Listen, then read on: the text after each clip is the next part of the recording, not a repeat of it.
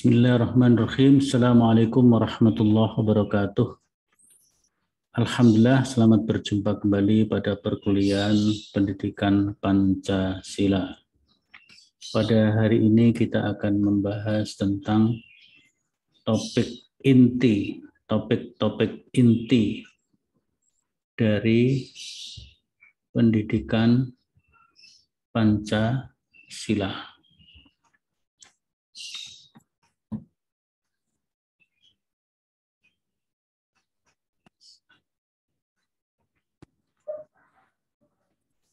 Topik inti pendidikan Pancasila secara umum ada 14 topik sesuai jumlah pertemuan kita dalam satu semester. Maksudnya dalam satu semester kita akan bertemu 14 minggu atau 14 pertemuan ditambah dengan yaitu dua pertemuan yang pertama ujian tengah semester dan ujian akhir semester. Topik yang pertama yaitu orientasi mata kuliah pendidikan Pancasila yang sudah kita sampaikan pada pertemuan pertama yang lalu. Kemudian yang kedua yaitu pokok materi Pancasila dan pengertian Pancasila pra-kemerdekaan dan pasca kemerdekaan, terutama di awal kemerdekaan. Kemudian topik yang ketiga yaitu sejarah dan dinamika Pancasila pada masa perumusan yang kita tandai dengan sidang BPUPK pada tanggal 29, 30 sampai tanggal 31 Mei sampai tanggal 1 Juni 1945. Kemudian sampai kepada terumuskannya Piagam Jakarta. Karena BPUPKI tidak berhasil merumuskan, maka membentuk panitia kecil yang disebut dengan Panitia 9 yang kemudian melahirkan Piagam Jakarta, dan disitulah kompromi Islam tentang dasar negara. Kemudian peran umat Islam dan tokoh-tokoh Muhammadiyah dalam perumusan Pancasila. Adapun topik yang keempat, kedudukan dan fungsi Pancasila. Dalam hal ini adalah pengertian ideologi atau jadi fungsi Pancasila sebagai ideologi dan dasar negara. Kedudukan dan fungsi Pancasila selaku ideologi dan dasar negara Indonesia.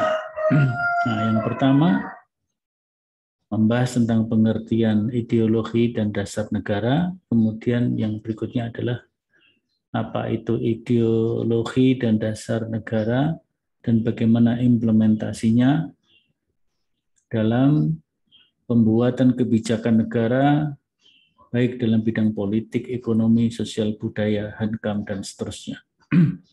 Kemudian yang kelima, kedudukan dan fungsi Pancasila sebagai sistem filsafat dan sistem etika.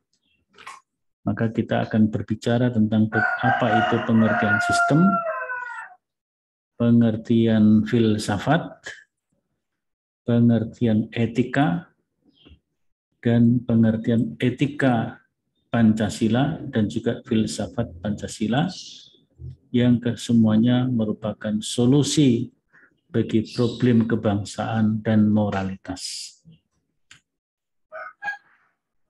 Topik yang keenam, yakni pelaksanaan Pancasila dari masa ke masa dan hikmah setiap peristiwa sejarah pelaksanaan Pancasila pada setiap fase pemerintahan di Indonesia. Nah, ini ada dinamikanya di situ. Kemudian berikutnya, Pancasila dalam perspektif Islam. Nah, kita di Fakultas Agama Islam ini memang perlu mengkaji itu. Kita bagi dua, bagian yang pertama pada pertemuan atau topik yang ketujuh ini, mengkaji sila 1, 2, dan 3 dalam perspektif Islam, di mana kita melihat bagaimana Pancasila dan relasinya dengan nilai ajaran Islam, tentu yang bersumber kepada Al-Quran dan As-Sunnah. Topik yang ke-8, lanjutan dari topik ke-7, yaitu Pancasila dalam perspektif Islam dengan mengkaji sila ke-4 dan ke-5, dan melihat relasi Pancasila dan nilai-nilai ajaran Islam yang bersumber kepada Al-Quran dan As-Sunnah.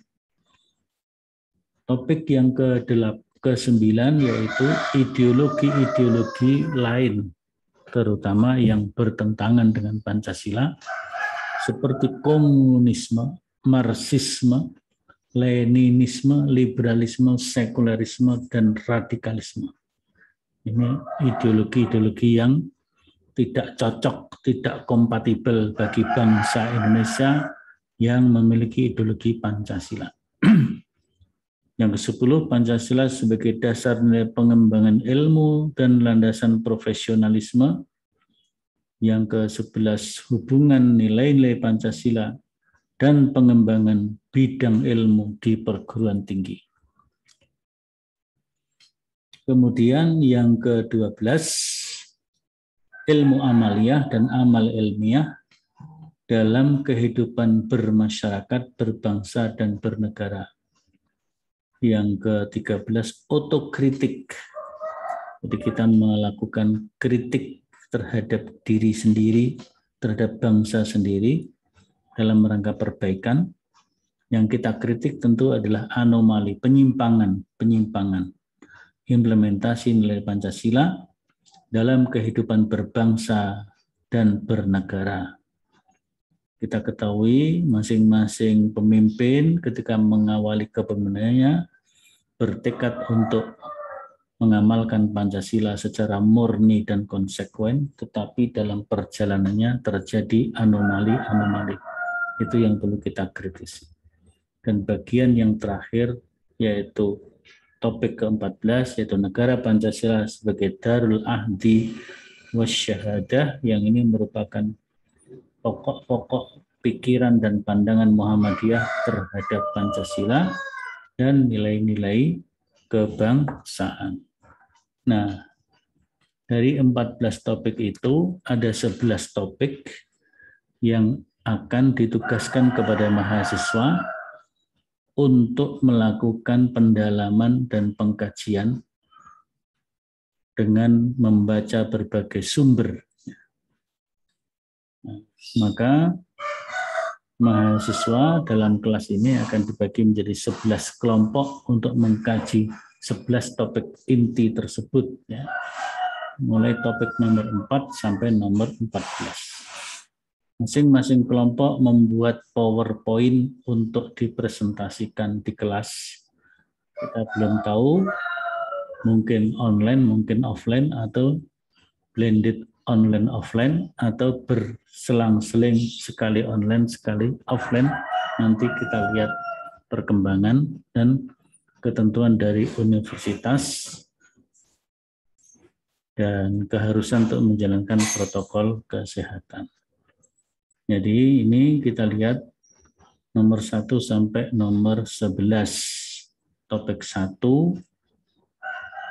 kelompok 1 dengan topik 4, tanggal presentasinya tanggal 30 September.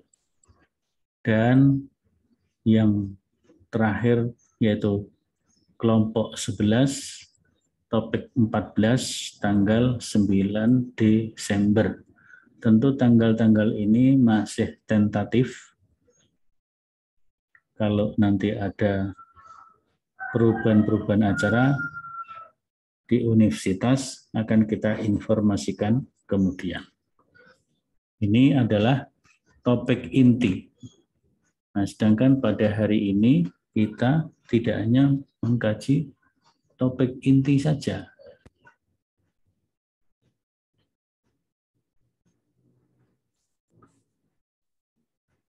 Tapi kita juga mengkaji makna dan konsep Pancasila, pra-kemerdekaan dan awal kemerdekaan.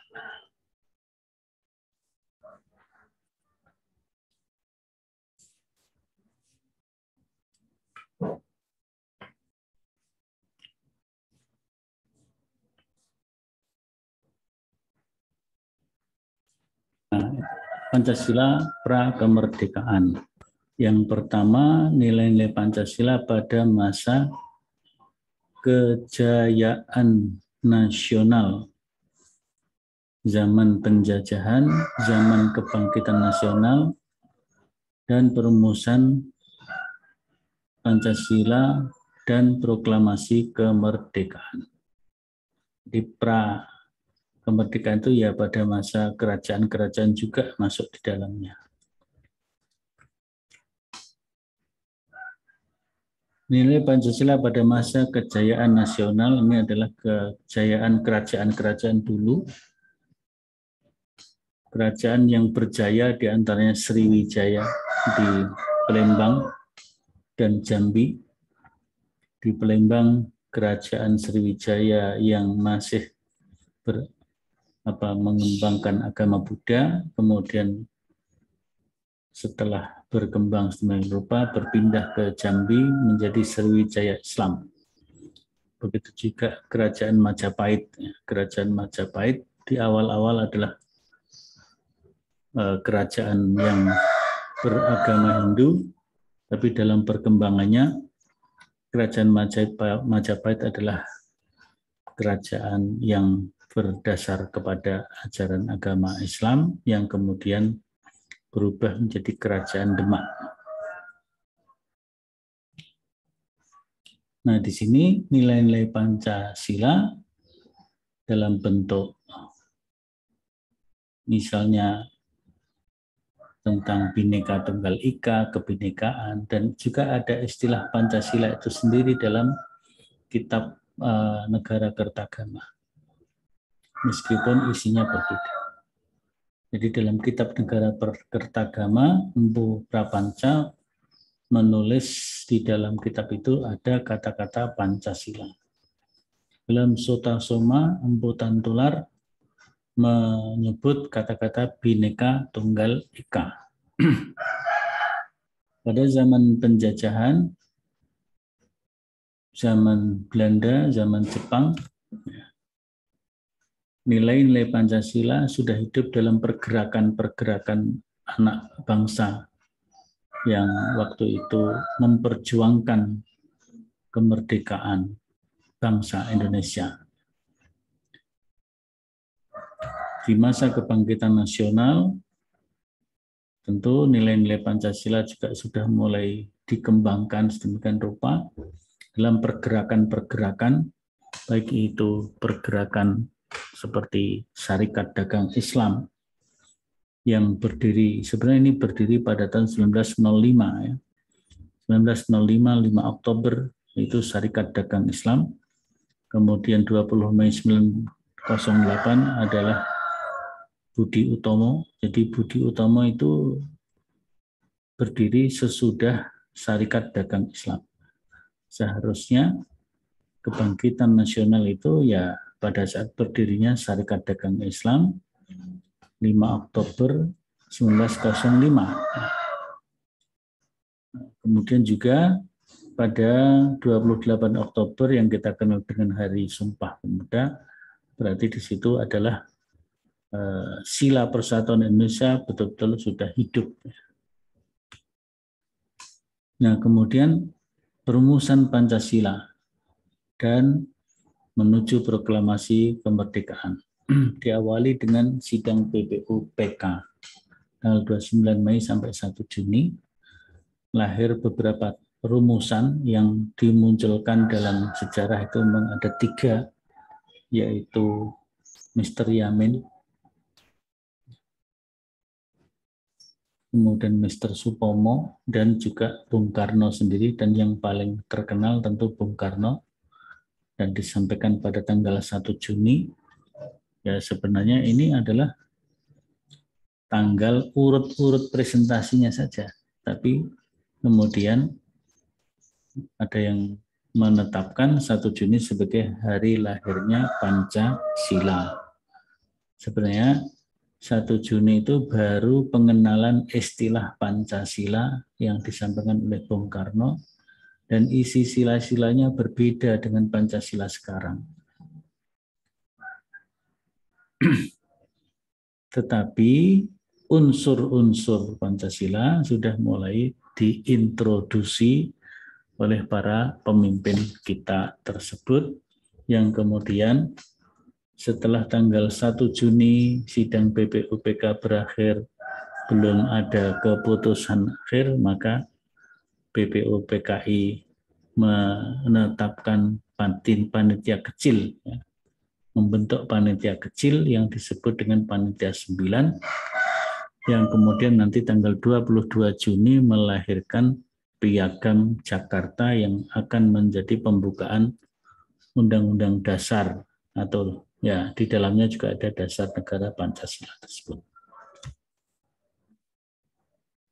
Apa itu Piagam Jakarta atau Jakarta Charter? Adalah teks yang tertulis yang isinya memuat rumusan dari hukum dasar negara Indonesia. Nama Piagam Jakarta diberikan oleh Muhammad Yamin. Muhammad Yamin sebagai salah satu tokoh nasional kita. Sidang-sidang untuk merumuskan Piagam Jakarta ini bisa dilihat di sini. Kemudian inilah teks dari Piagam Jakarta yang memang persis dengan pembukaan Undang-Undang Dasar 1945. Yang berbeda hanya sila-silanya itu.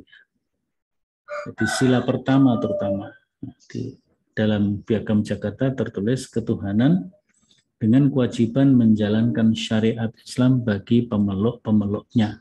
Dan ini merupakan konsensus pertama dari unsur-unsur Islam dan unsur non-Islam. Karena di dalam Pancasila 9 itu ada satu orang yang non-Muslim. Tetapi kesepakatan ini kemudian dipersoalkan.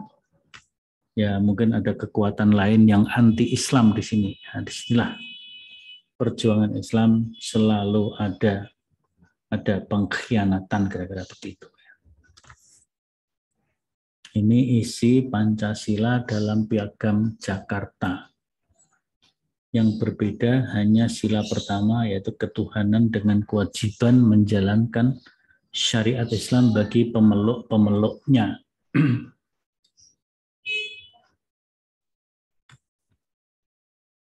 Nah, setelah Panitia 9 menghasilkan Piagam Jakarta, maka hasil dari Piagam Jakarta itu dibawa kepada sidang BPUPKI yang kedua, yaitu pada tanggal 14 Juli, dan Piagam Jakarta diterima oleh BPUPKI sebagai sebuah rumusan yang merupakan hasil dari Panitia 9, jadi diterima oleh BPUPKI. Akan tetapi ketika menjelang kemerdekaan dan BPUPK diganti menjadi PPKI, Panitia Persiapan Kemerdekaan Indonesia, dan untuk itu Insinyur Soekarno, Bung Hatta, dan Dr. Rajiman selaku Ketua BPUPKI diberangkatkan ke Saigon atas panggilan Jenderal Besar Jepang Terauchi. Pada tanggal 9 Agustus, Jenderal Terauchi memberikan kepada mereka 3 cap, yaitu bahwa Soekarno diangkat menjadi Ketua PPKI, Hatta sebagai wakil, dan Rajiman sebagai anggota.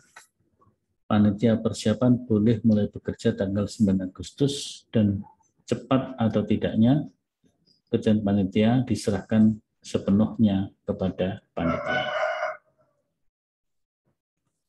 Nah, ini pra kemerdekaan. Sekembalinya dari Saigon, Soekarno mengumumkan bahwa Indonesia merdeka sebelum jagung berbunga. Tanggalnya enggak jelas. 16 Agustus di tengah malam Soekarno pergi ke Rumah Laksamana Maida di Orange Niso Boulevard. Tanggal 17 dipegang Sean Timur jam 10 waktu Barat, Indonesia Barat, proklamasi kemerdekaan. Dengan tanggal 18 sidang PPKI yang akan menegaskan Undang-Undang Dasar 1945 dan memilih presiden, wakil presiden pertama, menetapkan berdirinya KNIP sebagai MPR darurat, menegaskan Undang-Undang 45, memilih presiden, itu yang menjadi tanggal 18. Maka tanggal 18 disahkanlah Undang-Undang Dasar dengan merubah sila pertama dari ketuhanan dengan kewajiban bela dasar Islam menjadi ketuhanan yang Maha Esa. Tapi dalam perjalanannya terjadilah perubahan-perubahan. Indonesia menjadi RIS dan sebagainya, sehingga melahirkan undang-undang sementara, Undang-Undang Dasar sementara menggantikan Undang-Undang Dasar 1945 sampai terjadi pemilu tahun 55. Dibentuknya Dewan Konstituante. Dewan Konstituante untuk menyusun Undang-Undang Dasar yang definitif, bukan sementara. Tapi dalam perjalanannya Dewan Konstituante tidak berhasil merumuskan Undang-Undang Dasar Indonesia.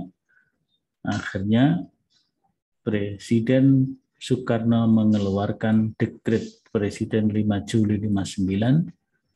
Di dalam dekret itu yang pertama membubarkan Dewan Konstituante, menetapkan kembali ke Undang-Undang Dasar 1945 dan ODS 50 tidak berlaku lagi, dibentuk MPRS dan DPAS.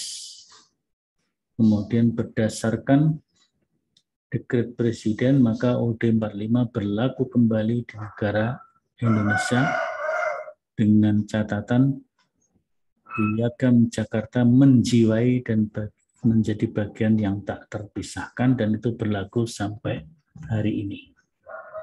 Itulah makna dan konsep Pancasila pra kemerdekaan dan awal kemerdekaan Republik Indonesia. Terima kasih. Assalamualaikum warahmatullahi wabarakatuh.